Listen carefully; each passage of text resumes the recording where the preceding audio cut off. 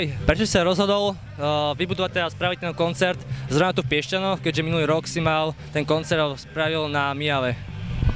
Pre Piešťany sme sa rozhodli preto, lebo Piešťany sú dobrá výhodná lokalita, dopravným spojením, je to dobrá infraštruktúra a je tu aj výborný areál, vhodný na tieto koncerty, festivály.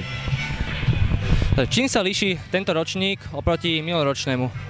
Hlavne tým, že sme ho zväčšili. Zväčšili sme ho, že sme spravili 2 pódia, viacej sprievodného programu, aby to viacej ľudí prilákalo, zaujalo, aby bol aj väčší výťažok pre tú nadáciu. Peniaze dávame nadácii Pomoc deťom v ohrození, s ktorou spolupracujeme už od začiatku. Táto nadácia potom nám posiela príbehy, z ktorej chodia ako do nadácie, ako choré deti, čo majú problémy s financiami, že napríklad zaplatiť nejakú rehabilitáciu, nejaký vozík alebo proste niečo takéto, že liečenia alebo sú v hmotnej núdzi, tak my potom vyberáme tieto príbehy a tie podporíme istou finančnou čiastkou, na ktorej si dohodneme. A ktoré kapely môžeme tu vidieť na tomto festivale?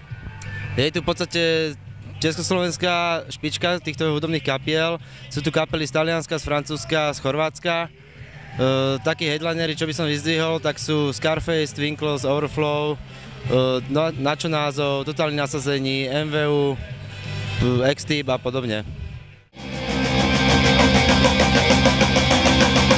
Mešťanci mi povedali, musíš tomu von, o najlepšie roky si nás okradol.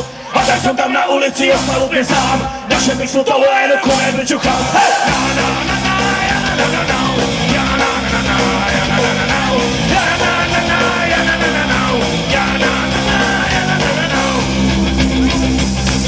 Išlo len na to, keď to z hlavy išlo von. Tu mizernú nadal som na prepásov. Učiteľky vraveli, až my sme chuligán. My sme tomu uverili a tak dáme chlán.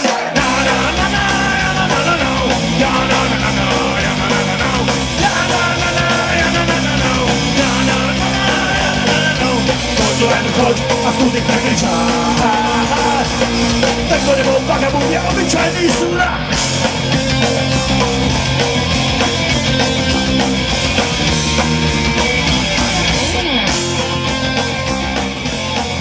Starý pán tak to povedal.